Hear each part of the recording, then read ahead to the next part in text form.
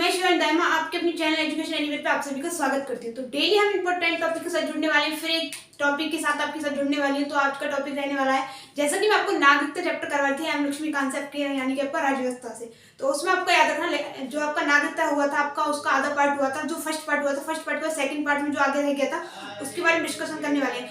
आज हम सभी के बारे में डिस्कशन करेंगे कि आपका कार्ड होल्डर क्या होता है, किस प्रकार की आपकी नागरिकता जो होती है वो समाप्त की जा सकती है, कितने कारण होते हैं, सभी की इसी क्लास में चर्चा करने वाले हैं।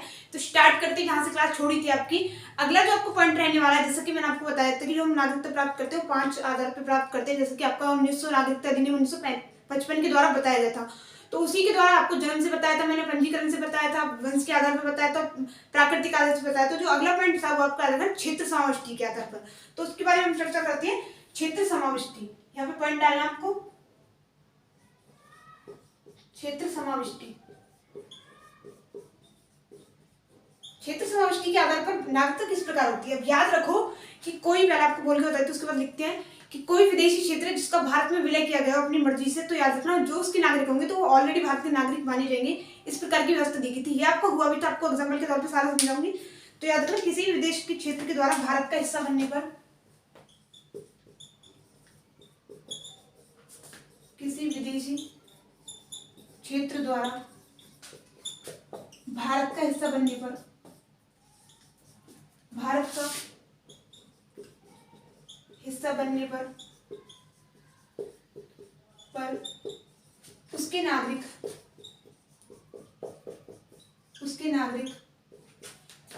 भारतीय नागरिक माने जाएंगे। भारतीय नागरिक घोषित किए जा सकते हैं, घोषित हो सकते हैं। भारतीय नागरिक घोषित हो सकते हैं। और आपको ये बता दूं ये हुआ अभी तक कब हुआ था, एग्जांपल के तौर पे आप याद रख सकते हो। तो उदाहरण के तौर पे आपको याद रखना है, एग्जांपल ऐसे कुछ आपको लिखना है कि उदाहरण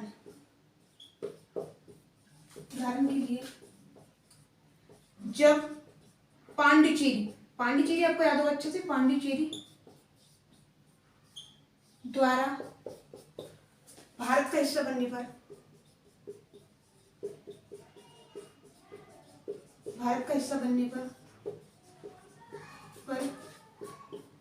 उसके नागरिकों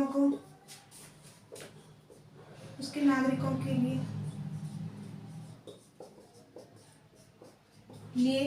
भारतीय नागरिकता देने के लिए,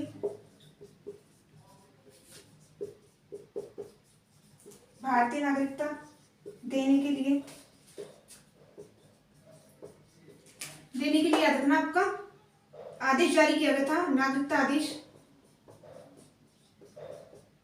देने के लिए, नागरिकता आदेश 1962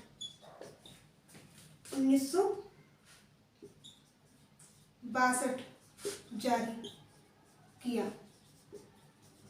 यह नागरिकता अधिनियम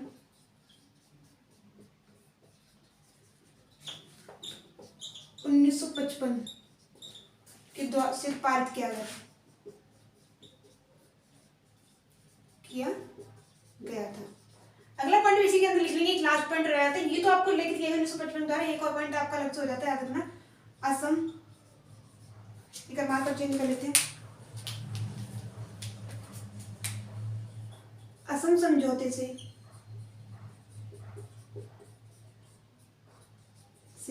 व्यक्तियों के लिए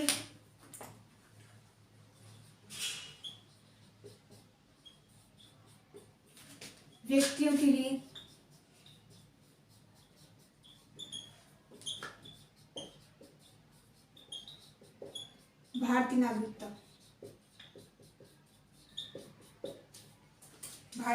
यहाँ पे आपको पॉइंट डालना है। तो आपको बता दो, असम समझौते से आच्छादित व्यक्तियों के लिए भारतीय नागरिकता किस प्रकार प्राप्त की जाती है, किस प्रकार दी जाती है। तो याद रखना बांग्लादेश से आपको पॉइंट के अंदर डालना है, बांग्लादेश से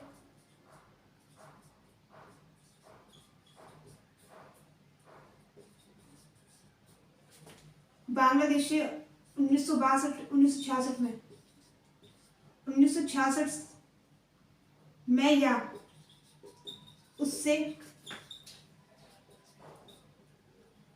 उसके बाद आए, लेकिन 1971 से 1971 से पहले आए व्यक्तियों को नागरिकता आए, यहाँ पे व्यक्ति आए व्यक्तियों को और उल्लेखित तारीख से, यानी जो तारीख दी गई थी, एक मेन तारीख, उल्लेखित तारीख से ही असम में साधारणतः निवास कर रहे हो।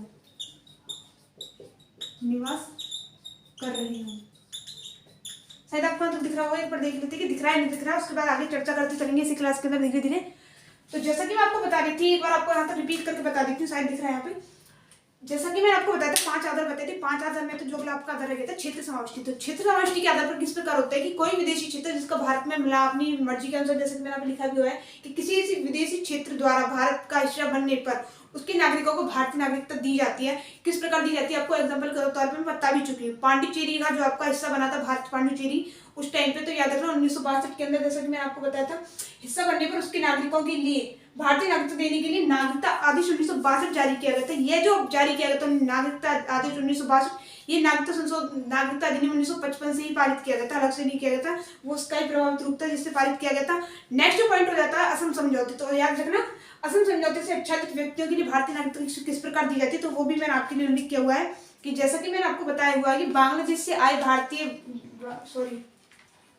बांग्लादेश से 1966 में बांग्लादेश से आए व्यक्ति वो भारत जो उसी टाइम से, यानी कि उल्लेखित तारीख से 1966 से बाद या 1966 में, या लेकिन 1971 से पहले आए व्यक्ति भारतीय नागरिक बन सकते हैं, लेकिन उसी टाइम से वो असम के साधारण नागरिक रहे, उसके बाद वापस ना गए हों लौट के, और जैसा कि मैंने आपको बताया था उल्लेखित तारीख से ही वहाँ पे साधारणतः निवास कर रहे हो तो उन्हें भारतीय नागरिकता दी जा सकती है। लेकिन आवेदन देते हैं, जो आवेदन आपको थोड़ा लिख लेना अलग से, यहाँ तक मैंने लिखा हुआ है, उनके द्वारा जो आवेदन दिया जाता है वो आवेदन एक 10 वर्ष की अवधि दी जाती है। तो 10 वर्ष की अवधि के अंदर याद रखो उन्हें 10 वर्ष की अवधि दी जाती है, जिसके द्वारा वो पूर्ण रूप से नागरिक बन जाते हैं। लेकिन उस 10 वर्ष की अवधि में उन्हें सारे अधिकार जो भारत के नागरिकों को प्राप्त होते हैं वही अधिकार दिए जाते हैं, लेकिन बस मत देने का अधिकार नहीं होता। सबसे इंपॉर्टेंट पॉइंट पूछ सकता है एग्जामिनर कि मत देने का। तो याद रखना असम से जो वापस बांग्लादेश से आए थे जो लोग, वो 1966 के बाद और 1971 से पहले सभी व्यक्तियों को नागरिकता प्राप्त की जा सकती है। उनको 10 वर्ष की अवधि दी जाती है। उस 10 वर्ष की अवधि के बीच में, यानी कि उनका मेन एक टाइम रहता है कि उल्लेखित तारीख से लेकर 10 वर्ष की अवधि तक ये आपका समाप्त किया जाएगा। उसके बाद ये नागरिक पूर्ण रूप से बन जाएंगे। उनको सारे भारतीय नागरिकों के जैसे अधिकार दिए जाते हैं, लेकिन सिर्फ मत देने का अधिकार उन्हें 10 वर्ष की अवधि के लिए नहीं दिया जाता। ठीक है ना, इस प्रकार आपको याद रखना है। अगला पॉइंट हमको डालना है कि नागरिकता की समाप्ति किस आधार पर होती है। तो याद रखना 3 आधार दिए गए हैं।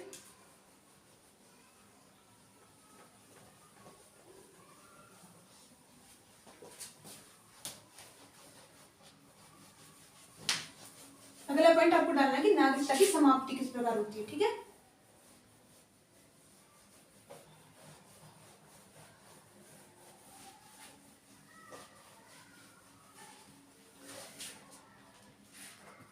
पॉइंट डाला नागरिकता की समाप्ति।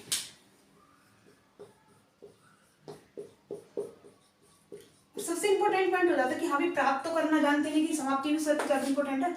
नागरिकता की समाप्ति, नागरिकता की समाप्ति के आधार कौन कौन से रहने वाले तो हम पढ़ने वाले हैं। याद रखना भारतीय नागरिकता को 3 आधार पर समाप्त किया जा सकता है।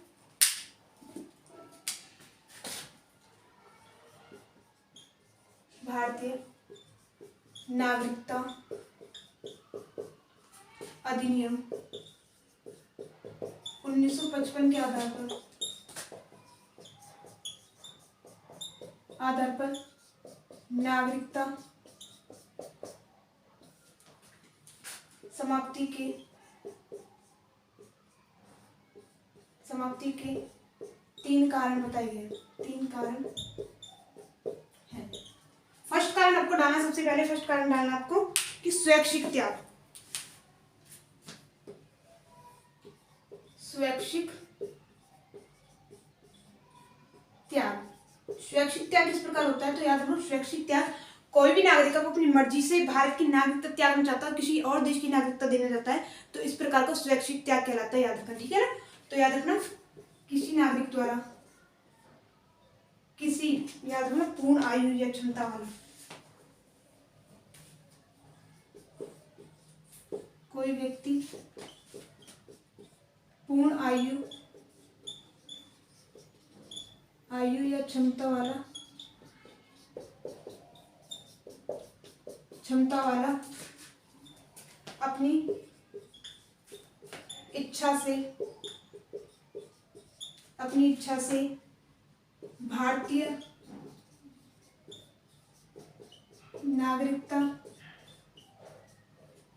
नागरिकता त्याग कर अन्य देश की नागरिकता प्राप्त करता है। ठीक है, ये आपको स्वैच्छिक आधार हो जाएगा, स्वैच्छिक। सेकंड पॉइंट हो जाता है आपका बर्खास्त की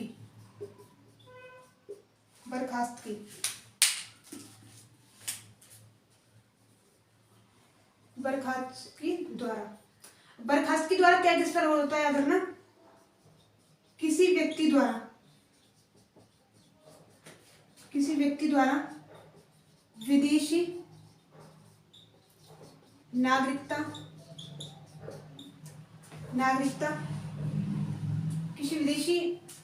किसी व्यक्ति द्वारा स्वैच्छिक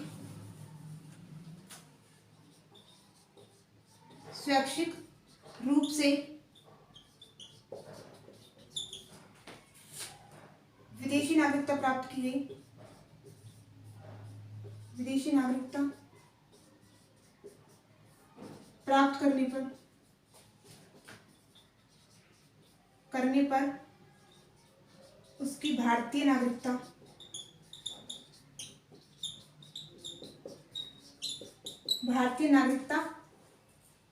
समाप्त हो जाती है, समाप्त या बर्खास्त हो जाती है। लेकिन यह प्रावधान यह प्रावधान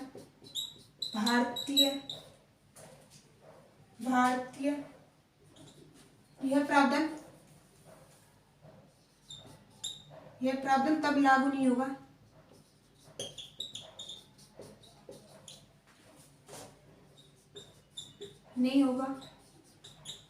जब भारत का युद्ध चल रहा हो, किसी देश से युद्ध चल रहा हो।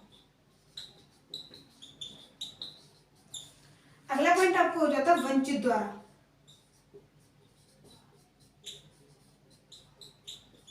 तो फर्स्ट पॉइंट इसके अंदर आपको डालना वंचित द्वारा के अंदर,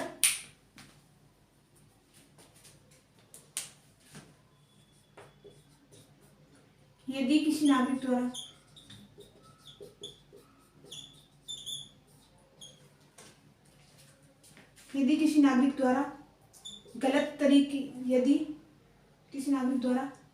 गलत तरीके से नागरिकता प्राप्त की गई,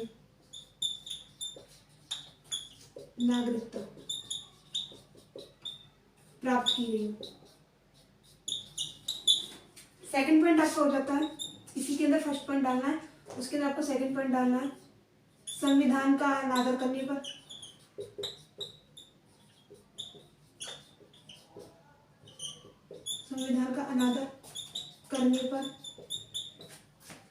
इसके अंदर थर्ड पॉइंट आपको डालना है, किसी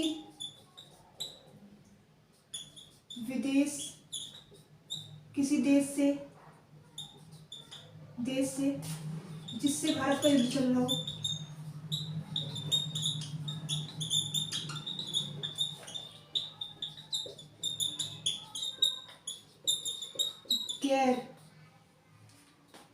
गैर तरीके से संबंध बनाने पर, गैर संवैधानिक, गैर तरीके से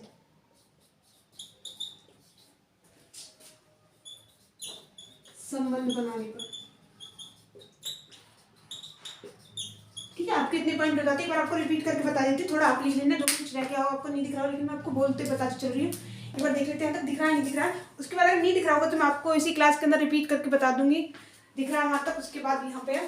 तो जैसा कि आपको मैंने कहा था कि आपको बोल के बता देती हूँ। नागरिकता के बारे में आपको मैंने बताया था, आपने जान तो ली थी किस आधार पर प्राप्त करते, जन्म के आधार पे, प्राकृतिक आधार पर, पंजीकरण के आधार पर, आपको वंश के आधार पर, क्षेत्र समाविष्टि के आधार पर। लेकिन समाप्ति के आधार 3 आधार बताए गए समाप्ति के, जैसे कि मैंने आपको 3 कारण लिख भी चुकी हूँ। एक आपको स्वैच्छिक त्याग हो जाता है, दूसरा आपको बर्खास्त के द्वारा, और तीसरा आपको वंचित द्वारा। तो सबसे पहले फर्स्ट पॉइंट आपको हो जाता है कि स्वैच्छिक त्याग। तो स्वैच्छिक त्याग किस प्रकार होता है कि कोई व्यक्ति, आप अपने ऊपर डिपेंड कर सकते हो इस बात को, कि कोई व्यक्ति जब आपके द्वारा स्वैच्छिक आधार पर अपनी देश की नागरिकता त्याग कर किसी और देश की नागरिकता प्राप्त करने चाहते हो तो एक स्वैच्छिक त्याग कहलाता है, ठीक है ना। दूसरा पॉइंट आपको हो जाता है कि बर्खास्त के द्वारा। तो बर्खास्त के द्वारा किस प्रकार रखा जाता है कि कोई भी व्यक्ति जिसने विदेशी नागरिकता, किसी विदेश की नागरिकता प्राप्त कर ली हो और वह भारत की नागरिकता जो उसकी स्वयं ही बर्खास्त हो जाएगी, उसे अपनी बर्खास्त, अगर वो नहीं बताएगा, लेकिन जो अगर उसके द्वारा किसी विदेश की नागरिकता प्राप्त की गई तो भारत की नागरिकता स्वयं ही बर्खास्त कर दी जाएगी उसके द्वारा, ठीक है ना, उसके लिए। तो थर्ड पॉइंट आपको हो जाता है कि वंचित द्वारा। तो वंचित द्वारा किस प्रकार के आधार बताए गए हैं, जैसा कि मैंने आपको लिखा हुआ है यहाँ पे कि आपको 2-3-4 पॉइंट इसके अंदर वो आपको लिख लेने हैं, इसके मैं आपको बोल के बता रही हूँ। यदि किसी नागरिक के द्वारा गलत तरीके से आपको नागरिकता प्राप्त की गई हो। सेकंड पॉइंट आपको हो जाता है कि संविधान का अनादर करने पे। थर्ड पॉइंट आपको हो जाता है कि जो देश जैसे भारत का युद्ध चल रहा है उससे गैर तरीके से संबंध बनाए गए हैं, याद रखना, ठीक है ना। वही आपका थर्ड पॉइंट इसके अंदर आपको हो जाता है, जैसे कि मैंने आपको बताया हुआ है कि किसी देश से जिसके भारत का युद्ध चल रहा हो उससे गैर तरीके से संबंध बनाए गए हो और भारत विरोधी कुछ पक्ष यानी कि उसे बताया गया हो, इस प्रकार से उसकी वंचित किया जा सकता है नागरिकता। फोर्थ पॉइंट इसी के अंदर आपको लिखना है कि कोई व्यक्ति 5 साल के अंदर अगर जिसकी उसने प्राकृतिक रूप से पंजीकरण द्वारा नागरिकता प्राप्त की है और उस 5 वर्ष के अंदर वो किसी 2 वर्ष में, कोई से 2 वर्ष लगातार किसी विदेश में जेल काटता है तो उसकी नागरिकता बर्खास्त कर दी जाएगी, या फिर वो 7 साल से लगातार किसी विदेश में रह रहा हो तो भी उसकी नागरिकता वंचित कर दी जाएगी, ठीक है ना। तो 5 पॉइंट आपको बताए थे, अगर आपको नहीं एक बार फिर से रिपीट करके बता देती हूँ। सबसे फर्स्ट पॉइंट हो जाता है आपको स्वैच्छिक आधार पर, यानी कि अपनी इच्छा से आप चाहते हो कि हमें किसी विदेश की नागरिकता प्राप्त करनी है तो भारत की नागरिकता आप त्याग सकते हो, तो स्वैच्छिक आधार कहलाता है। सेकंड पॉइंट आपको बर्खास्त के द्वारा, कि आपके द्वारा किसी विदेश की नागरिकता प्राप्त की गई है, भारत की जो नागरिकता वो आपकी स्वयं बर्खास्त कर दी जाएगी, इसको आपको करवाने की जरूरत नहीं पड़ेगी, आपका इस प्रकार का प्रावधान दिया गया है। लेकिन ये प्रावधान जो है वो युद्ध की, भारत का किसी देश से युद्ध चल रहा है उस टाइम पे प्रावधान लागू नहीं होता, ये पॉइंट आपको याद रखना अलग से। थर्ड पॉइंट आपको, जैसे कि मैंने कहा यहाँ पे आपको बता भी चुकी हूँ कि वंचित द्वारा, तो वंचित द्वारा आपको बता भी दिया है कि मैंने संविधान का अनादर करने पे, गलत तरीके से नागरिकता प्राप्त करने पे, या फिर आपका 5 साल के अंदर किसी नागरिकता प्राकृतिक रूप से या पंजीकरण के आधार पर नागरिकता प्राप्त की गई हो और उसी 5 वर्ष में 2 वर्ष किसी देश के अंदर जेल काटी गई, या फिर 7 साल से लगातार किसी अन्य देश में रहने पर। अगला पॉइंट आपको हो जाता है, जैसा कि मैंने आपको बताया था अगले पॉइंट के अंदर,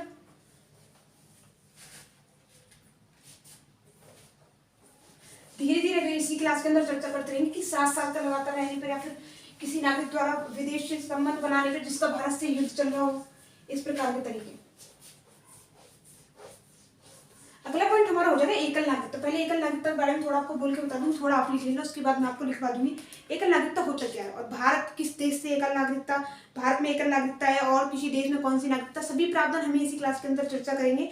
तो याद रखना भारत के अंदर एकल नागरिकता का प्रावधान रखा गया है। वहीं आपका अमेरिका बिल्कुल भारत के अपोजिट है, वहां पे दोहरी नागरिकता है। आपको इस प्रकार समझना है कि भारतीय संविधान जो है वो संघीय व्यवस्था है, यहाँ पे 2 राज्य पद्धति रखी गई, संघ सरकार और राज्य सरकार और आपका केंद्र सरकार, इसी के बीच लेकिन आपका भारत के अंदर एकल नागरिकता का प्रावधान है, ना कि दोहरी नागरिकता। जिस प्रकार आपका 2 प्रकार की राज्य पद्धति जताई गई है, यहाँ पे भारत का नागरिक जो है वो सिर्फ राज्य केंद्र का नागरिक माना जाएगा, यानी कि भारत का नागरिक उसे भारत का नागरिक ही कहा जाएगा, उसे एकल नागरिकता प्राप्त होती है सिर्फ भारत की, ना कि जो किसी राज्य में रह रहा है किसी राज्य से संबंधित तो उस राज्य की अलग से नागरिकता प्राप्त नहीं होगी।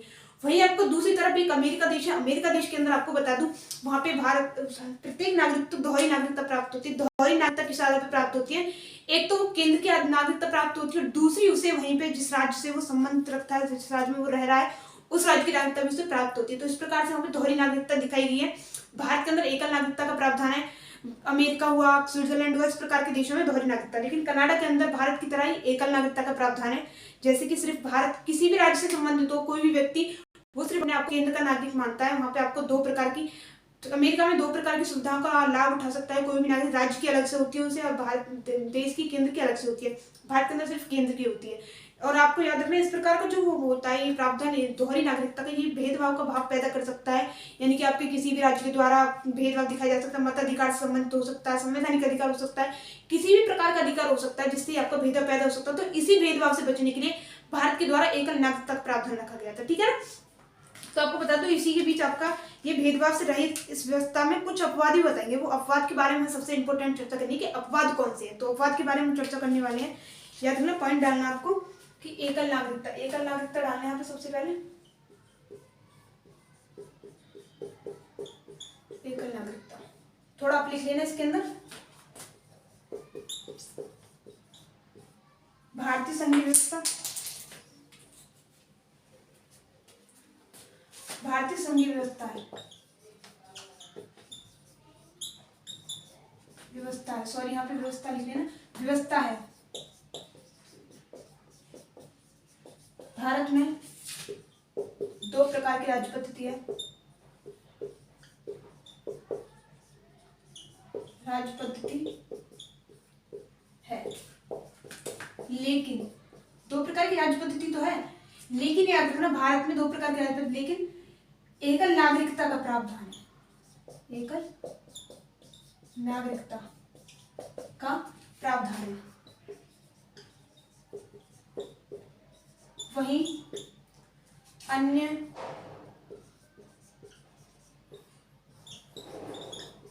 अन्य देश जैसे अमेरिका व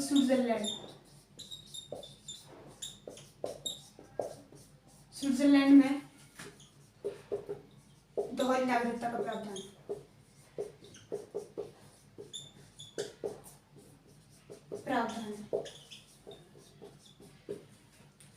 दोहरी नागरिकता का प्रावधान है।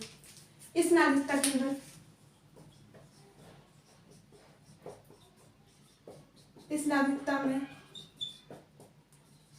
मताधिकार या किसी विशेष अधिकार के संबंध में भेदभाव की स्थिति पैदा हो सकती है,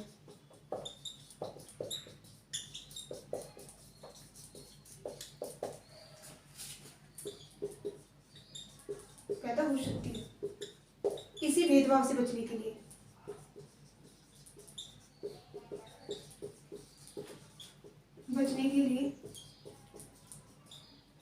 भारत के द्वारा एकल नागरिकता का प्रावधान लगा।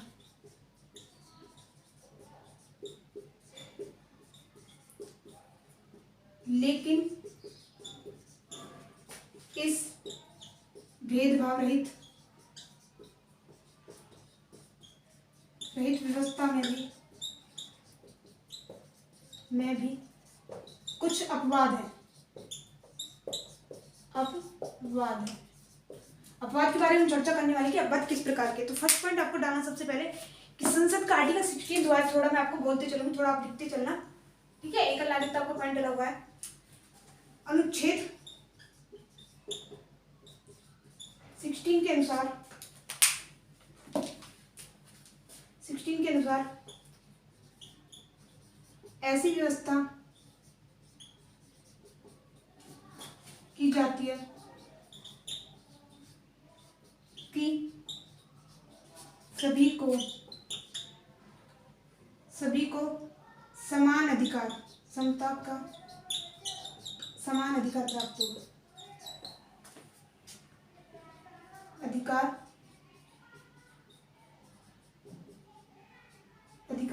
प्राप्त होगा।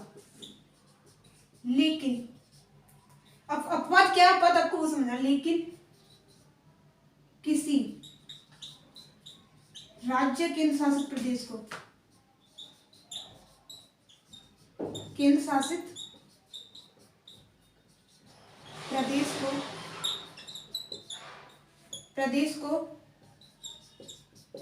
अलग से, कुछ केंद्र शासित प्रदेश है, किसी राज्य केंद्र शासित प्रदेश को अलग से भी विशेष अधिकार दिए जाते हैं, विशेष अधिकार दिए गए हैं। इसी से प्रभावी होकर सार्वजनिक रोजगार अधिनियम 1957 1957 आया, जिसमें आपका आंध्र प्रदेश, हिमाचल प्रदेश,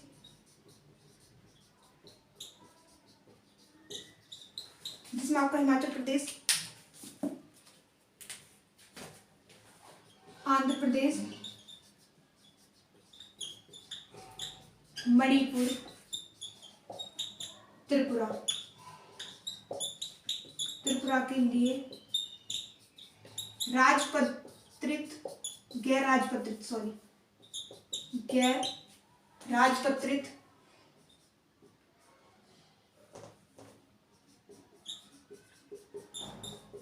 राजपत्रित पदों पर निवास की अनिवार्यता दी गई।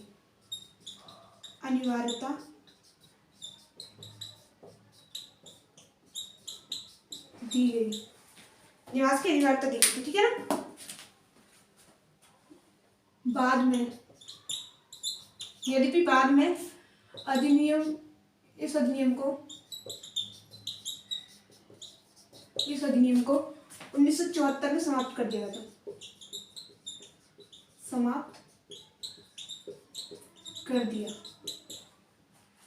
हालांकि आंध्र प्रदेश व तेलंगाना को छोड़कर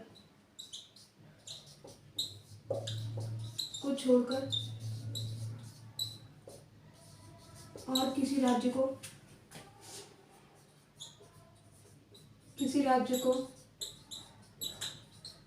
यह अधिकार प्राप्त नहीं है।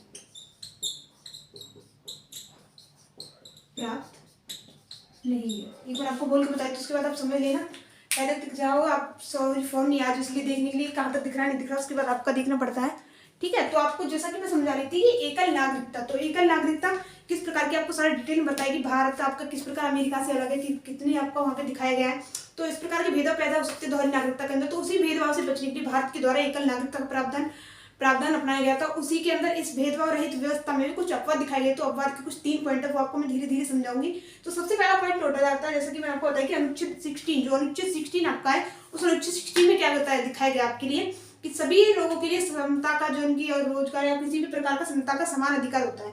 वहीं पे आपका अपवाद किस प्रकार है, तो याद रखना कि किसी केंद्र को या किसी राज्य को विशेष प्रावधान दिया गया केंद्र सरकार द्वारा। वहीं पे आपका सार्वजनिक रोजगार अधिनियम लाया था 1957 में, उसके द्वारा आपका आंध्र प्रदेश, हिमाचल प्रदेश राज्य भी याद रखना। तो आंध्र प्रदेश, हिमाचल प्रदेश, मणिपुर और आपका त्रिपुरा, इन 4 राज्यों को गैर राजपत्रित पत्रों के लिए निवास की अनिवार्यता कर दी गई इस अधिनियम के द्वारा। लेकिन बाद में इस अधिनियम को 1974 में समाप्त कर दिया गया था। तो वर्तमान में आप देख सकते हो कि यहाँ पे तेलंगाना, आंध्र प्रदेश के अलावा ऐसी व्यवस्था किसी और राज्य के लिए लागू नहीं की गई है, ठीक है। तो आपको समझ में आ गया, आप चाहो तो एक बार स्क्रीनशॉट ले सकते हो। बहुत इंपॉर्टेंट पॉइंट बताने चल रही हूँ।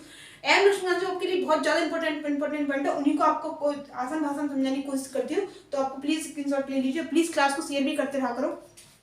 इसी के साथ अगला पॉइंट हम देखते हैं कि अगला पॉइंट किस प्रकार हो जाता है एकल नागरिकता के अंदर ही।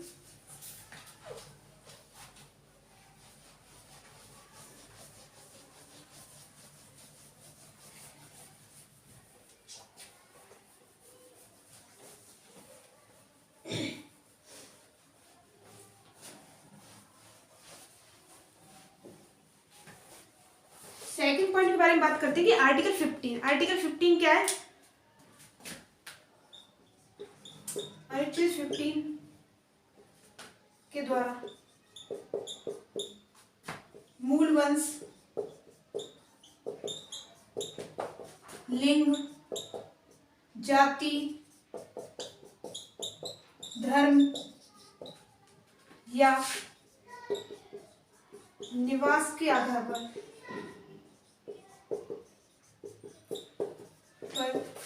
भेदभाव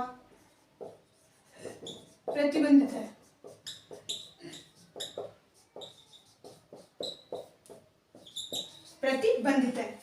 इसका अभिप्राय क्या, आपको ये देखना है कि अपवाद किस प्रकार। तो इसका अभिप्राय है कि निवास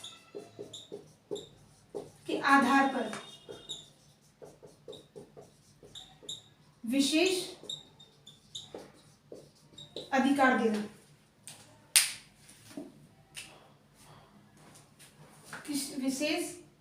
किसी राज्य को, याद रखना किसी राज्य के बारे में बात करें कि निवास के आधार पर किसी राज्य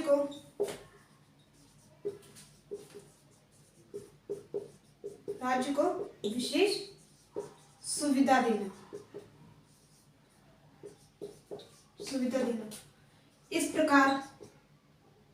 प्रकार का प्रावधान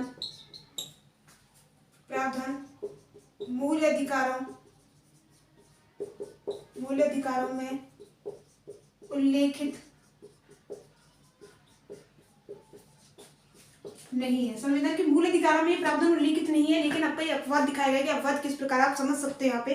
तो याद रखना, जैसा कि मैंने आपको बताया था, इसका उदाहरण आप देख सकते हो। इसके तहत किसी राज्य के द्वारा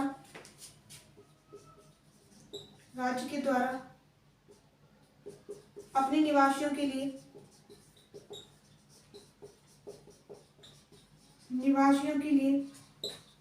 अपने राज्य के याद रखना नागरिकों के लिए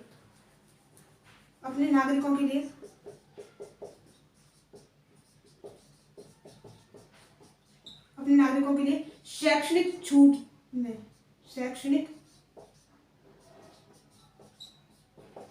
कर में छूट दी जा सकती है।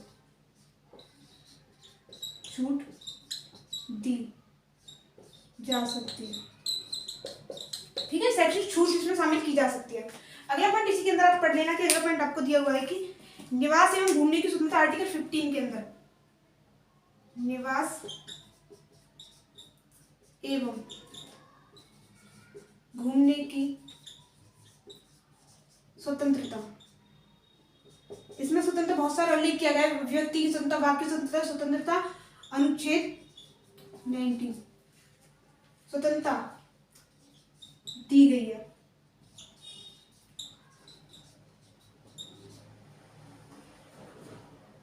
इसी के द्वारा इसमें यह भी उल्लेखित आपको बताना है, याद रखना,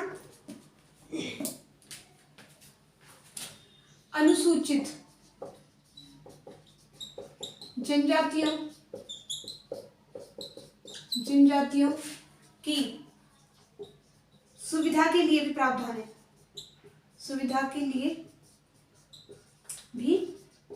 है। इनके क्षेत्र में लोगों का जाना प्रतिबंधित है।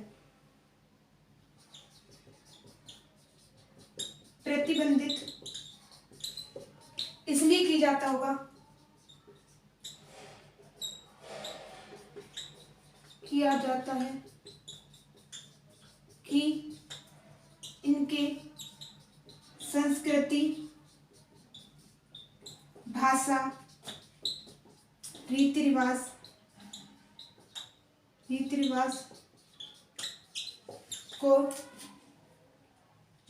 को ठेस ना पहुंचे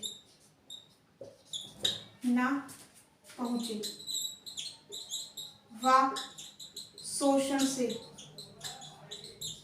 विरुद्ध सुरक्षा कवच भी प्रदान किया जाता है।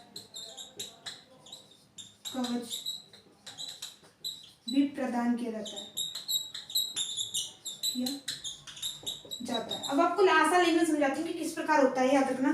तो जैसा कि मैं आपको बताती कि आर्टिकल 15 आपको किस प्रकार का प्रावधान देता है। आर्टिकल 15 के अंदर ऐसा प्रावधान दिया जाता है कि इनके धर्म के आधार पर, लिंग के आधार पर, आपका जैसे कि आपको बताता मैं, जाति के आधार पर, आपको मूल वंश के आधार पर किसी भी प्रकार का भेदभाव नहीं किया जा सकता। समान भेदभाव प्रतिबंधित लगाया गया है। वहीं पे आपको याद रखना इसका अपवाद किस प्रकार दिया हुआ है कि अपवाद किसी भी राज्य को विशेष को निवास के आधार पर विशेष प्रावधान दिया जा सकता है। और विशेष प्रावधान आपको मैंने एग्जांपल देके बता भी चुकी हूँ कि अपवाद याद रखना है कि किसी भी राज्य के द्वारा अपने जो आपके स्थायी निवासी आपका नागरिक है उनके लिए शैक्षणिक कर में छूट दी जा सकती है किसी भी राज्य के द्वारा अलग से। ठीक है ना। नेक्स्ट आपको पॉइंट हो जाता है, इसी के अंदर आपको पॉइंट समझना है कि 4th पॉइंट आर्टिकल 19 के अंदर दिया गया निवास की आपका घूमने फिरने की स्वतंत्रता। इसी घूमने फिरने की स्वतंत्रता के अपोजिट आप देख सकते हो कि अनुसूचित जनजातियों को अलग से सुविधाएं प्रदान की जाती है, जिससे उनके क्षेत्र में अलग शामिल लोगों को जाना प्रतिबंधित भी किया जाता है। प्रतिबंधित करने का कारण क्या है कि उनकी जो संस्कृति है, रीति रिवाज, उनकी भाषा, वो हमारे रीति रिवाज से अलग होती है। तो उनकी इस प्रकार की भाषा, रीति रिवाज को कहीं ठेस ना पहुंचे, इसलिए उनको प्रतिबंधित किया जाता है हमारे लोगों को वहाँ पे जाने के लिए, या फिर उनके शोषण के विरुद्ध एक सुरक्षा कवच भी मान सकते हैं कि वो अपने आप को अलग रखना चाहते हैं इस प्रकार के एक समूह में। ठीक है, तो आपको इस प्रकार समझना, शायद आपको समझ में आ चुका होगा, पूरी समझाने की कोशिश की है। नेक्स्ट पॉइंट और आपको सबसे इंपॉर्टेंट पॉइंट जो होता था जम्मू कश्मीर के बारे में, लेकिन हालांकि वो समाप्त हो चुका है, बट थोड़ी फिर भी चर्चा कर लेते हैं। आपको बता दूं,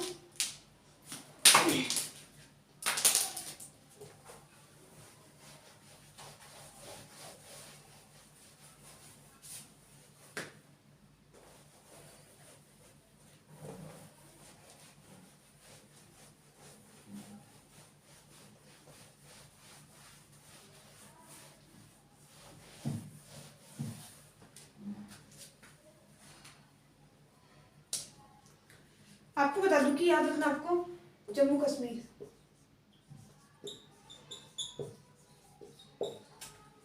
एक बार इंक डाल लेते हैं इसमें, उसके बाद आगे चल कर लेते हैं। जम्मू, सॉरी यहाँ पे लिखना 2019 तक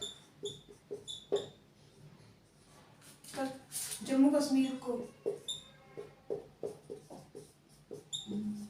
दिए गए अधिकार। एक वो आपको अलग देश के बारे में यानी कि इस प्रकार से उल्लेखित करता था कि उसका सबसे अलग से संविधान रखा गया था, वो अपने आप के अलग से संसद रखता था, यानी कि अलग से अपना प्रावधान रखता। तो उसी के अंदर चर्चा करने वाली कि 2019 तक उसके राज्य में किस प्रकार का प्रावधान रखा गया था। तो जम्मू कश्मीर की विधायिका के लिए, कश्मीर की विधायिका को दिए गए, विधायिका नहीं लिखा, सॉरी, विधायिका को दिए गए अधिकार क्या थे। तो फर्स्ट पॉइंट आपको डालना है कि राज्य में रोजगार के लिए स्थायी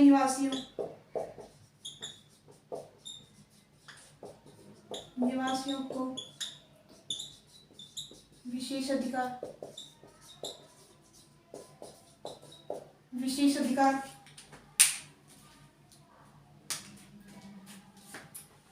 सेकंड पॉइंट डालना है अचल संपत्ति अर्जित करना, जम्मू कश्मीर की अर्जित करना। थर्ड पॉइंट इसी के अंदर आपको जाएगा, छोटे छोटे पॉइंट ज्यादा बड़े नहीं है। थर्ड पॉइंट आपको समझना इसी के अंदर कि राज्य द्वारा छात्रवृत्ति या अन्य प्रकार की सेवाएं देना, राज्य द्वारा छात्रवृत्ति या अन्य प्रकार की सेवा देना। याद रखना, ये सभी विशेष अधिकार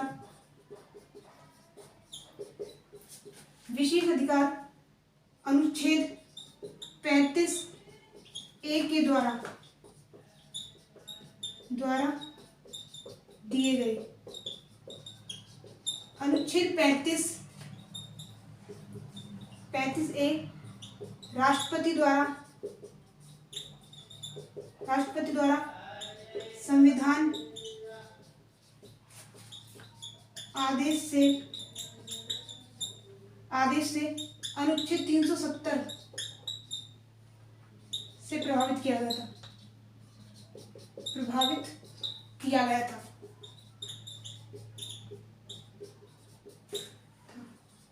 हालांकि 2019 में, अगस्त 2019 की लिख लेना आपको, अगस्त 2019 में पुनः राष्ट्रपति द्वारा संविधान आदेश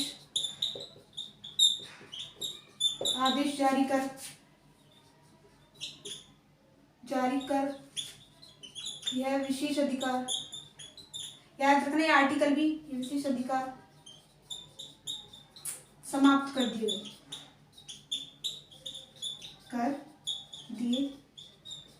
ठीक है ना, इस प्रकार आपको समझना है। एक बार आपको बोल के बताई थी, उसके बाद आगे चर्चा करेंगे। तो जैसा कि मैं आपको समझाने वाली थी कि जम्मू कश्मीर को एक अलग से 2019 से पहले 2019 तक, हाँ। जम्मू कश्मीर की मैं आपको थोड़ी मिस्टेक नहीं इसलिए दे दी थी। तो 2019 तक जम्मू कश्मीर की विधायिका को विशेष अधिकार जो दिए गए थे वो अधिकार किस प्रकार के थे कि राज्य में रोजगार के लिए स्थायी निवासियों के लिए अलग से एक प्रावधान रखा गया था कि स्थायी निवासियों को ज्यादा ही अधिकार, सबसे पहले प्रायोरिटी उन्हीं को दी जाएगी स्थायी निवासियों को, बाद में आपका कुछ देख सकते हैं। तो इस प्रकार का अधिकार अलग से दिया गया था। अच्छा, संपत्ति अर्जित करना वहीं के लोगों को, स्थायी निवासियों को छूट दी गई थी। थर्ड पॉइंट आपका इसके अंदर होता है कि राज्य द्वारा छात्रवृत्ति व अन्य प्रकार की सेवाएं वहीं के स्थायी निवासियों को विशेष प्रकार से दी जाती थी। अलग प्रकार के अलग नागरिकों को ये प्रावधान नहीं लागू किए गए थे। इसी का याद रखना। तो इसी सभी प्रकार के विशेष अधिकार अनुच्छेद 35 के द्वारा दिए जाते थे। और अनुच्छेद 35 जो राष्ट्रपति के द्वारा संविधान आदेश जारी करते हुए अनुच्छेद 370 के द्वारा पारित किया गया था। आपको पॉइंट याद रखना, थोड़ा तथ्यात्मक पॉइंट इंपोर्टेंट है। तो 370 से प्रभावित करके जारी किया गया था, लेकिन बाद में याद रखना अगस्त 2019 में इसको समाप्त कर दिया गया राष्ट्रपति के द्वारा। पुनः एक संविधान आदेश जारी करके इस राष्ट्रपति ने इस विशेष अधिकार को समाप्त कर दिया। तो आपको इस प्रकार समझना था, ज्यादा कुछ नहीं है इसके अंदर, आसान भाषा में समझना, स्क्रीनशॉट भी ले सकते हो आप चाहो तो, इंपोर्टेंट पॉइंट है। जैसा कि नेक्स्ट आपको मैं बता दूं कि भारत के द्वारा एकल नागरिकता का प्रावधान रखा गया है, वहीं आपका कनाडा भी एकल नागरिकता का प्रावधान रखता है। तो भेदभाव से बचने के लिए, रहित होने के लिए भारत ने इस प्रावधान को अपनाया था, लेकिन वहां पे भी इसके बावजूद भी भारत में कुछ किसी भी समाज से, याद रखना, रोजगार से संबंधित दंगे होते रहते हैं, या फिर आपका किसी भी राज्य से संबंधित विशेष प्रावधान दिए जाने पर, या आपका जाति युद्ध, वर्ग संघर्ष, किसी भी प्रकार के संघर्ष होते रहते हैं, तो वो एक आपका अलग पॉइंट है, ठीक है। लेकिन भारत के जो निर्माण करता थे, संविधान निर्माण करता, उन्होंने पूरी कोशिश की थी कि एकल नागरिकता के एक अटूट बंधन में बांधने की भारत को, ठीक है। अगला पॉइंट आपको डालना है, हेडिंग जो डालनी है अगले पॉइंट के अंदर, कि विदेशी भारतीय नागरिकता किस प्रकार प्राप्त की जाती है।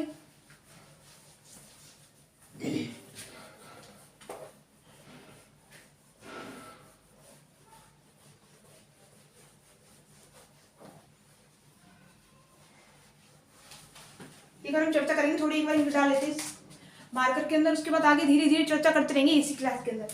तो जैसा कि मैं आपको बता रही थी कि नागरिकता, ये विदेशी भारतीय नागरिकता किस प्रकार प्राप्त की जाती है। तो सबसे पहले आपको संविधान संशोधन 2003 पढ़ना पड़ेगा, 2002 पढ़ना पड़ेगा, 2003 पढ़ना पड़ेगा, 2005, 2015। तो इस प्रकार के संशोधन के बाद एक कार्ड धारक की PIO क्या होता है, OCI क्या होता है, ठीक है। तो सभी इस क्लास के अंदर चर्चा करेंगे धीरे धीरे, लेकिन आपको पहले इंक डालेंगे, उसके बाद बहुत आसान भाषा में समझाने की कोशिश करूँ जिससे आपको आसान भाषा में जल्दी से जल्दी समझ में आ जाए, ठीक है ना।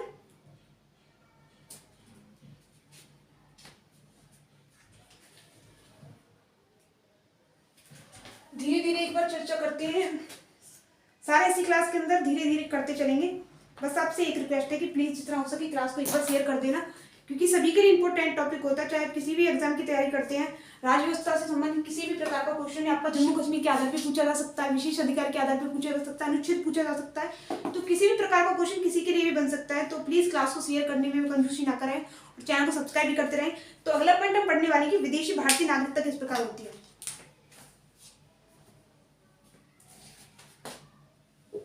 पॉइंट डालना है, विदेशी भारतीय नागरिकता, इसके बारे में चर्चा करने वाले कि विदेशी भारतीय नागरिकता क्या होती है। तो आपको सबसे पहले समिति के बारे में बताने वाली हूं मैं। तो याद रखना, सितंबर 2000 की बात है, सितंबर 2000 में LM सिंधवी की अध्यक्षता में एक उच्च स्तरीय समिति का गठन किया गया। इसने अपनी रिपोर्ट जनवरी 2002 में पेश की और कहा कि इस रिपोर्ट के द्वारा क्या कहा गया था, तो याद रखना, कहा कि भारतीय मूल के व्यक्ति, याद रखना इसको ब्रैकेट में शॉर्ट फॉर्म में PIO डाल के चलना है, ऑरिजिन ऑफ इंडियन पर्सन, ठीक है ना। PIO भारतीय मूल के व्यक्तियों के लिए दोहरी नागरिकता का प्रावधान किया जा सकता है, दोहरी नागरिकता नागरिकता के प्रावधान को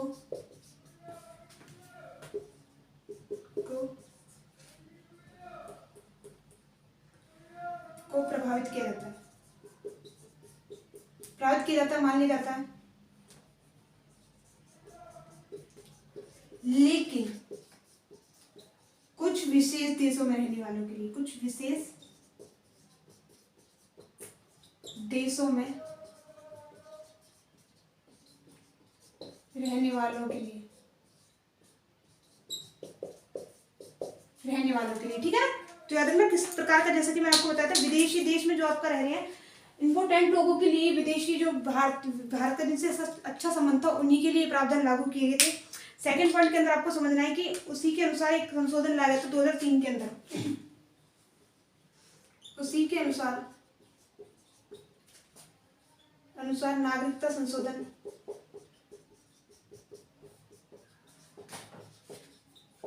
अधिनियम 2003 ने तीन से प्रभावी होकर कहा कि 16 निर्दिष्ट देशों के बारे में बताया गया था। 16 निर्दिष्ट देशों में रह रहे भारतीय मूल के व्यक्ति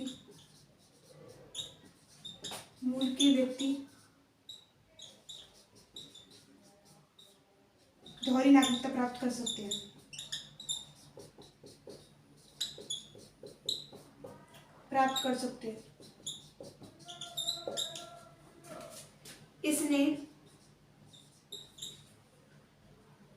इसने मुख्य अधिनियम था, याद रखना, 1955 का, इसने मुख्य अधिनियम में संशोधन कर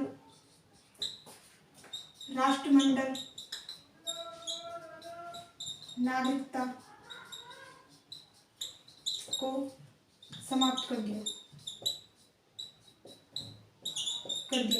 या आपको याद हो तो मैंने पढ़ाया था, जैसे सबसे पहले स्टार्टिंग की थी नागरिकता अधिनियम 1955 की, तो मैंने उस टाइम पढ़ाया था कि जो आपका राष्ट्रमंडल नागरिकता प्रदान की गई थी अनुच्छेद 1955 के द्वारा, वो 2003 के संशोधन के द्वारा समाप्त कर दी गई थी। तो यहाँ पे भी आपको ये पॉइंट याद रखना है, ठीक है। अगला पॉइंट इसी के अंदर आपको याद रखना है कि 2005 का जो अधिनियम आया था, उन्होंने सभी देशों के भारतीय मूल के व्यक्तियों को विदेशी नागरिकता प्राप्त करने के लिए प्रावधान कर दिया था। याद रखना, भारतीय मूल के, यहाँ पे आपको लिखना है कि संविधान संशोधन, नागरिकता संशोधन अधिनियम 2005 के द्वारा कहा गया कि सभी देशों में,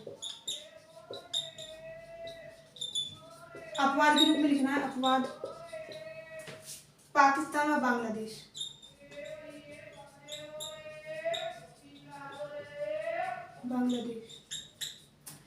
सभी देशों में अपवाद पाकिस्तान और बांग्लादेश को भारतीय मूल के व्यक्तियों को विदेशी भारतीय नागरिकता दी जा सकती है। विदेशी भारतीय नागरिकता दी जा सकती है। यहाँ तक चर्चा करते हैं, उसके बाद नेक्स्ट पेज में चर्चा कर लेंगे जो आपका रह जाएगा। तो जैसा कि मैं आपको पढ़ाने वाली थी, बहुत धीरे धीरे आसान भाषा में समझाने की कोशिश करूंगी पूरा टॉपिक। तो आपको मैं बता दें कि सितंबर 2000 में LM सिंघवी की अध्यक्षता में एक उच्च स्तरीय समिति का गठन किया गया था। उच्च स्तरीय समिति ने अपनी रिपोर्ट जो थी वो 2003 में पेश की गई थी और जैसे कि आपको मैंने बताया जनवरी 2002 में पेश की गई थी। और इसके द्वारा कहा गया था कि भारतीय मूल के व्यक्ति जो आपके विदेश में रह रहे हैं उन्हें दोहरी नागरिकता का प्रावधान दिया जा सकता है, लेकिन कुछ विशेष देशों में रहने वालों के लिए। तो कुछ विशेष देशों के अंदर आपको नेक्स्ट उसके अंदर समझना है, जैसा कि मैंने आपको बताया कि 2003 में पुनः एक संशोधन लाया गया था। उस संशोधन नागरिकता संशोधन अधिनियम 2003 के द्वारा कहा गया कि 16 निर्दिष्ट देशों में रहने वाले भारतीय मूल के व्यक्ति को भी दोहरी नागरिकता दी जा सकती है। वही आपका नागरिकता पुनः एक नागरिकता संशोधन अधिनियम 2005 लाया गया था, और उस नागरिकता संशोधन अधिनियम 2005 के द्वारा कहा गया था कि सभी देशों में भारतीय मूल के व्यक्ति रह रहे हैं उनको विदेशी भारतीय नागरिकता दी जा सकती है। वहीं पर आपको समझना है कि अपवाद बांग्लादेश और पाकिस्तान को छोड़कर, ठीक है, ये सबसे इंपॉर्टेंट पॉइंट है। बांग्लादेश और पाकिस्तान को छोड़ने के बाद ये आपके प्रावधान रखे गए थे, ठीक है ना।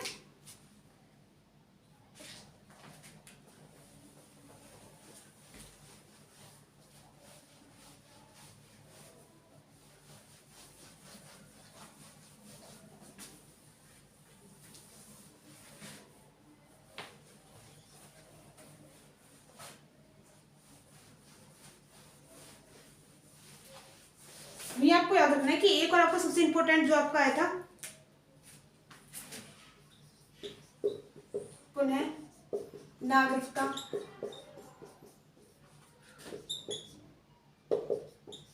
संशोधन अधिनियम 2015 में कहा गया कि सभी देशों में, ब्रैकेट में आपको डालना है पाकिस्तान और बांग्लादेश, देश को छोड़कर, ठीक है, देशों में रहने वाले विदेशी भारतीय नागरिकता प्राप्त कर सकते हैं सभी देशों में भारतीय मूल के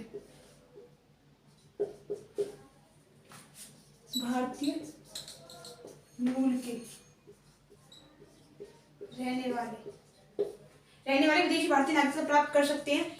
इसी के लिए विदेशी विदेशी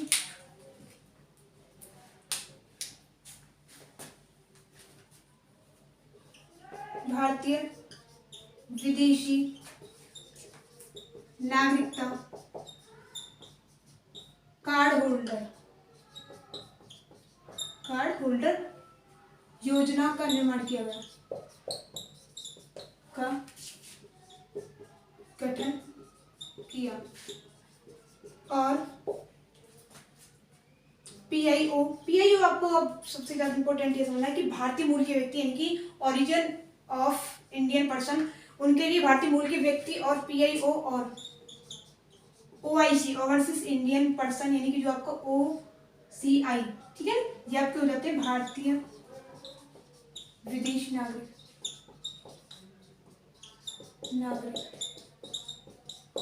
को मिला दिया गया। ये तो मैंने आपको जैसा कि कहा था कि 2003 में लाया गया था, और ये आपका 2015 के अंदर लाया गया। अभी मैंने आपको बताया भी है कि विदेशी भारतीय नागरिकता प्राप्त की जा सकती है, तो इन दोनों को विलय कर दिया गया था, विलय कर मिला दिया गया। और इसका सबसे बड़ा कारण था कि लोगों को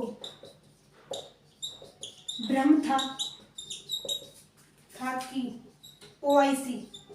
ओसीआई सॉरी, यानी कि भारतीय विदेशी नागरिक जो है वो ज्यादा अच्छा है, भारतीय विदेशी नागरिक वाली जो प्रक्रिया है ओआईसी ज्यादा लाभकारी है, ठीक है। आपको यहीं तक समझना, ज्यादा आपको ज्यादा बड़ा समझने की कोशिश नहीं है, इसलिए मैंने आपको छोटी भाषा में समझाने की कोशिश की थी। चाहती तो मैं आपको बहुत बड़ा जो आपको लिख रहा है सेम ऐसा ही समझाती थी, लेकिन आपको बहुत आसान भाषा में जिसको आपको धीरे से समझ में आ जाए और आपको पता भी चला कि एग्जाम के पॉइंट ऑफ व्यू से कितना इंपॉर्टेंट है आपके लिए, ठीक है ना। तो सबसे पहले जैसे कि मैं आपको पढ़ाने वाली थी विदेशी भारतीय नागरिकता, सबसे आपको मैंने बता दिया कहाँ से किस प्रकार चालू हुई थी। एक समिति का गठन किया गया था, समिति किसकी अध्यक्षता में की गई थी, कब समिति लाई गई थी, उसकी रिपोर्ट कब पेश की गई थी। फिर उसके बाद 2003 का संशोधन लाया गया था, 2005 का लाया गया था, 2015 का लाया गया था। तो 2015 का जो संशोधन लाया गया था नागरिकता संशोधन अधिनियम 2015 ने कहा गया कि सभी देशों में पाकिस्तान या बांग्लादेश को छोड़कर, एक बात आपको याद रखना है, सभी देशों में रह रहे भारतीय मूल के व्यक्तियों को भारतीय विदेशी नागरिकता प्राप्त की जा सकती है। और जैसा कि मैंने आपको बता भी दिया है, इसी के द्वारा PAU क्या होता है, ओरिजिन ऑफ इंडियन पर्सन, ठीक है ना। वही आपका OIC क्या हो जाता है, overseas citizen of Indian citizen, ठीक है ना, वो आपको हो जाता है। तो इन दोनों को विलय कर दिया गया था। विलय क्यों कर दिया गया था कि सभी नागरिकों को एक भ्रम हो गया था कि OIC PAIO से ज्यादा प्रभावी है, यानी भारतीय मूल के व्यक्ति जो उनसे ज्यादा, ये आपका नागरिकता, भारतीय विदेशी नागरिकता जो ज्यादा आपको लाभकारी एक उपवन देती है, तो उसके लिए उनका ज्यादा प्रभावी मानना है, इसलिए इन दोनों का विलय कर दिया गया था। किसके द्वारा, 2015 के संशोधन में, इस योजना के द्वारा, ठीक है ना। नेक्स्ट हम समझने वाले, अगर आपको साइन यहाँ तक समझ में आ गया, पूरी आसान भाषा में समझाने की कोशिश की है। आगे हम चर्चा करने वाले इसी के अंदर कि विदेशी भारतीय नागरिक कार होल्डर का निबंधन किस प्रकार होता है।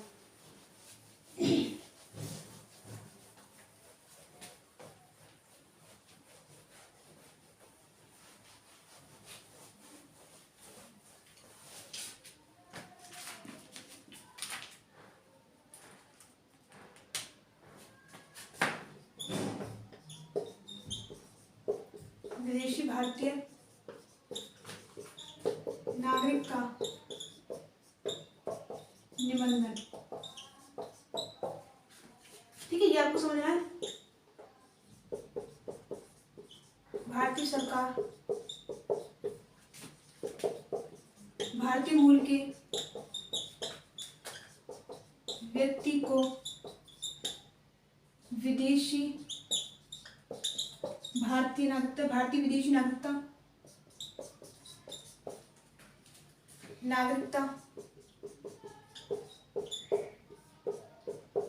दे सकती है। फर्स्ट पॉइंट डालना है, यदि वे व्यक्ति पूर्ण आयु और क्षमता वाला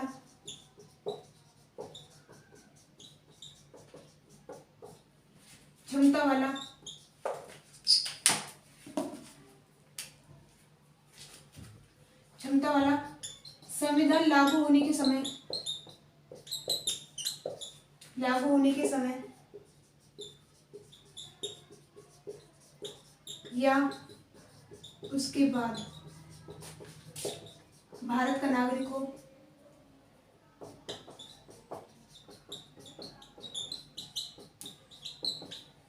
सेकंड पॉइंट आपको डालना है, यदि वह व्यक्ति संविधान लागू होने के समय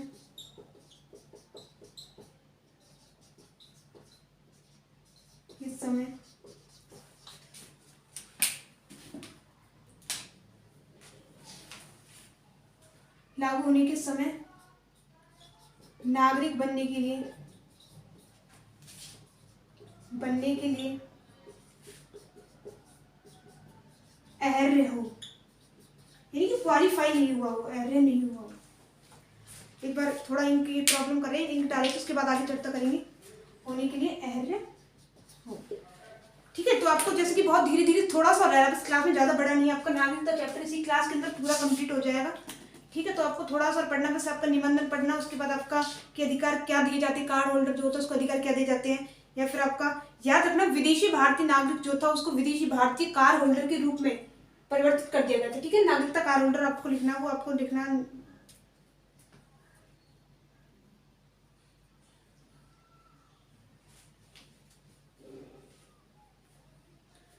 कार होल्डर आगे लिखना है कि वो जो विदेशी भारतीय नागरिकता थी उसे विदेशी भारतीय कार होल्डर नाम से रूप में कन्वर्ट कर दिया गया था, ठीक है ना।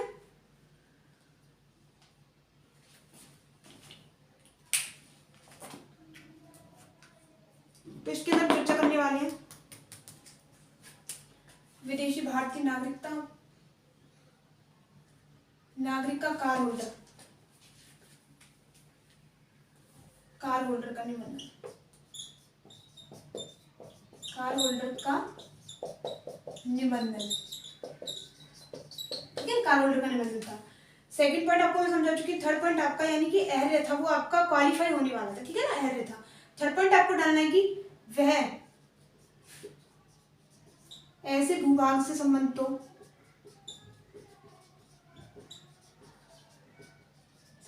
हो जो 15 अगस्त 1947 को भारत में मिलाया गया हो,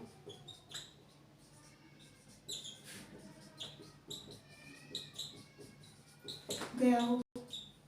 फोर्थ पॉइंट आपको डालना है, इस प्रकार के व्यक्ति, यानी जैसे कि मैंने आपको ऊपर पढ़ाया है, इस प्रकार के व्यक्ति का नाबालिग बच्चा हो, नाबालिग बच्चा हो।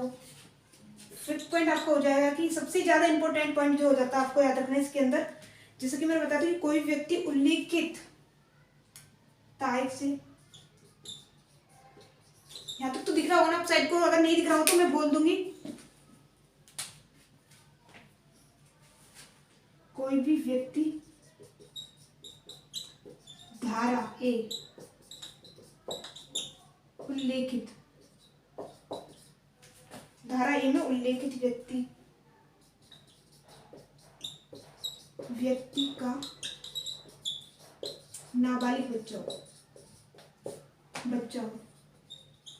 और इसके नीचे आपको डालना है कि ऐसा कोई भी व्यक्ति जो पाकिस्तान या फिर आपका बांग्लादेश जैसे या फिर आपका कोई भी और देश होगा इस प्रकार का, उनसे संबंध रखता हो तो वो भारतीय कार होल्डर, भारतीय विदेशी नागरिकता कार होल्डर नहीं बन सकता। ठीक है ना, एक बार आपको पूरा पॉइंट बता देती हूँ कि जैसे कि मैं आपको कहा था कि निबंधन किस प्रकार होता है।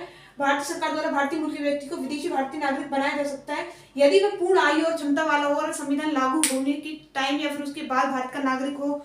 सेकंड पॉइंट आपका हो जाएगा कि ऐसा भूभाग से संबंधित हो जो 15 अगस्त 1947 को भारत में मिलाया गया हो, या इस प्रकार के व्यक्ति का कोई नाबालिग बच्चा हो, या फिर आपका जैसे कि मैंने कहा था धारा ए में उल्लेखित सभी आपको प्रावधानों के जो नागरिक था उसका नाबालिग बच्चा हो या उससे संबंधित हो, या फिर उसके माता पिता आपका पत्नी हो वो इस प्रकार से उल्लेखित हो। ठीक है ना, बट आपको सबसे ज्यादा अपवाद के रूप में इसमें याद रखना है कि ऐसा कोई व्यक्ति जो पाकिस्तान या बांग्लादेश या फिर ऐसा कोई विदेशी जो भारत सरकार द्वारा उल्लेखित किया जा सकता है उससे संबंधित हो तो वो भारतीय विदेशी कार होल्डर नहीं बन सकता। ठीक है, बस इतना सबसे इंपॉर्टेंट जानना आपको। अगला पॉइंट आपको हो जाए कि विदेशी भारतीय नागरिक कार होल्डर को प्राप्त अधिकार।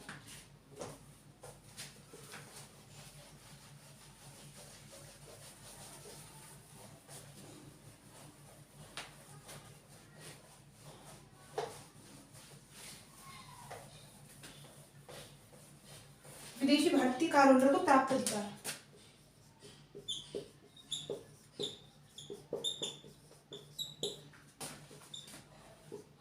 विदेशी भारतीय नागरिक कार होल्डर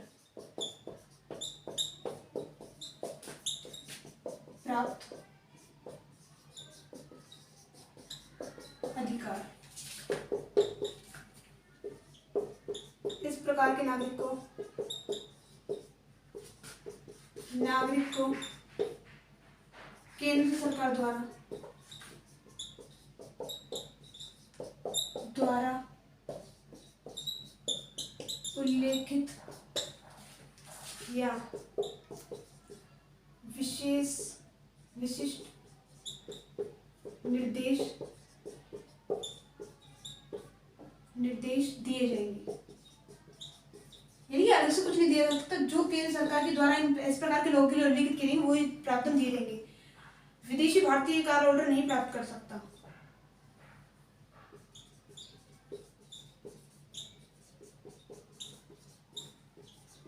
नागरिक कार्ड होल्डर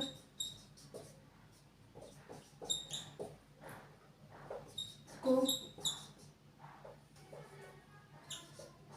नहीं दिए जाने वाले अधिकार। ठीक है ना, तो सबसे पहला पॉइंट आपको समझना है कि इसके अंदर नहीं दिए जाने वाले अधिकारों में सबसे पहला पॉइंट आपको हो जाएगा कि इस प्रकार के नागरिक के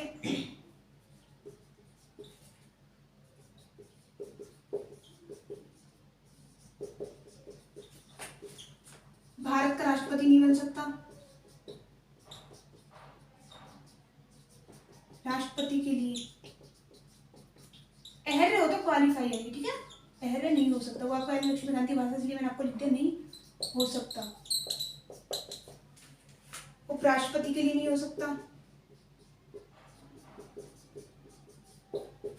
पद के लिए अहर्य नहीं हो सकता, हो सकता वह उच्चतम न्यायालय का न्यायाधीश, उच्चतम न्यायालय व उच्च न्यायालय न्यायाधीश के लिए अहर्य नहीं हो सकता, नहीं हो सकता। अनुच्छेद 16 के द्वारा समता का अधिकार, ये सिर्फ भारतीय नागरिकों को प्राप्त होते हैं। अधिकार के तहत विशेष रोजगार नहीं प्राप्त कर सकता।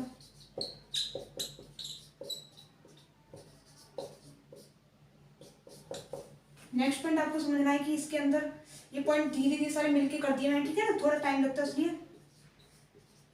अगला पॉइंट आपको हो जाएगा कि जैसा कि मैंने बताया था, सार्वजनिक पद व विशेष नियुक्ति तब तक प्राप्त नहीं कर सकता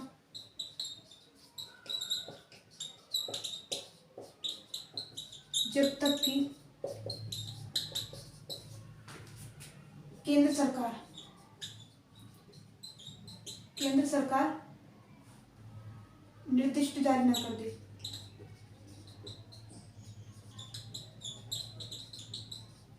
एक बार आपको बोल के बताइए, जैसे कि मैंने आपको बताया कि विदेशी भारतीय कार्ड होल्डर को प्राप्त अधिकार किस प्रकार होते हैं कि उसको सिर्फ जो केंद्र सरकार के द्वारा उल्लेखित प्रावधान होते हैं, विशिष्ट अधिकार होते हैं, वही प्राप्त किए जाते हैं, उसको नहीं दिए जाते हैं। इनकी भारतीय नागरिकों के लिए सिर्फ कौन कौन से होते हैं, तो राष्ट्रपति के पद के लिए अहर्य नहीं हो सकता, वही आपको राष्ट्रपति के पद के लिए अहर्य नहीं हो सकता, उच्चतम न्यायालय उच्च न्यायालय के न्यायाधीश के लिए अहर्य नहीं हो सकता, वो सिर्फ भारतीय नागरिक हो सकता है। आर्टिकल 16 के द्वारा समता का अधिकार जो उसमें विशेष रोजगार का अधिकार उसके लिए नहीं प्रावधान कर सकता।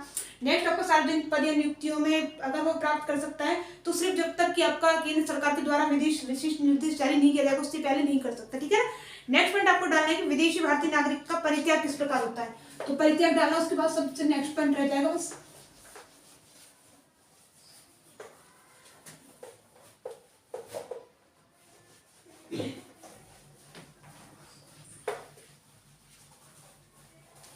विदेशी भारतीय नागरिक, थोड़ा आपको बोल के बता दूं, इसमें ज्यादा कुछ नहीं है, थोड़ा आप लिख लेना, ठीक है, थोड़ा आसान ही है। यानी विदेशी भारतीय नागरिक कार्ड होल्डर जो है वो कार्ड का परित्याग किस प्रकार किया जाता है, उनकी विदेशी भारतीय नागरिक का जो कार्ड होता है उसको परित्याग किस प्रकार किया जाता है।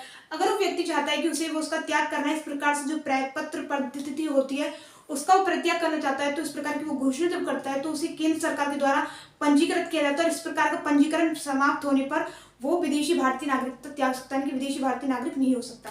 सेकंड पॉइंट इसी के अंदर आपको जानना है कि इस प्रकार के व्यक्ति से संबंधित उसकी पति पत्नी या उसका नाबालिग बच्चा भी विदेशी भारतीय नागरिक नहीं माना जाएगा, उसके द्वारा इन्हीं परित्याग किया गया है। आपका नेक्स्ट पॉइंट इसके अंदर आपको डालना है कि विदेशी भारतीय नागरिक कार्ड होल्डर के रूप में पंजीकरण का किस प्रकार उपयोग होता है, को रद्द किस प्रकार किया जाता है, नहीं उसका पंजीकरण जो होता है तो उसके द्वारा किसी भी यानी कि भारत के संविधान के प्रति गलत अनादर करना उसका, या फिर आपका किसी भी विशेष किसी विदेश जिसका भारत से युद्ध चल रहा है उससे अलग से गैर संबंधित बनाना। वही आपका नेक्स्ट पॉइंट आपको इसी के अंदर याद रखना है कि ऐसा कोई भी व्यक्ति जो भारत के संविधान के प्रति अनिष्ट दिखाते हैं, जैसे मैंने आपको बताया कि अनादर जताता है या आपको उसके प्रकार गलत प्रकार से आपका इस पद्धति का उपयोग किया गया, यानी कि गलत तरीके से आपका विदेशी भारतीय कार्ड होल्डर प्राप्त किया गया हो, या फिर आपको विदेशी किसी नागरिक से संबंध बना लिया जो कि भारत के संबंध में नहीं है। वही आपका कि जैसे कि मैंने आपको कहा था कि 5 वर्ष उसके पूरे होने वाले, तो 5 वर्ष की इस अवधि में उसने किसी देश के अंदर 2 वर्ष की सजा काटी हो तो उस प्रकार उसका कार्ड पंजीकरण रद्द किया जा सकता है। वही आपको या फिर ऐसे किसी व्यक्ति भारत का जो विदेशी भारत का नागरिक है और उससे शादी की निबंधन किया हो शादी के लिए, उस प्रकार उसने कार्ड होल्डर प्राप्त किया हो तो इसी कार्ड होल्डर निबंधन व्यक्ति से उसका विवाह करने पर और किसी व्यक्ति से यानी कि औरत या आपका पति या पत्नी ले सकते हो, उससे विवाह करने पर उसका कार्ड रद्द कर दिया जाएगा, ठीक है। तो इस प्रकार समझना, ज्यादा कुछ नहीं था, बहुत आसान भाषा में समझाने की कोशिश की, शायद आपको पूरा समझ में आ गया होगा। तो बस आपसे रिक्वेस्ट इतनी है कि जितना हो सके ऐसे बहुत ज्यादा इंपॉर्टेंट बहुत अच्छे टॉपिक पढ़ाती हूँ लक्ष्मीकांत से, आसान भाषा में समझाने की कोशिश करती हूँ। अगर आपको वीडियो पसंद आए तो प्लीज कमेंट भी कर दिया करें, प्लीज वीडियो को लाइक भी और अपने दोस्तों को शेयर भी कर दे, और अगर आपने चैनल सब्सक्राइब नहीं किया तो चैनल को प्लीज सब्सक्राइब भी कर लीजिए। धन्यवाद।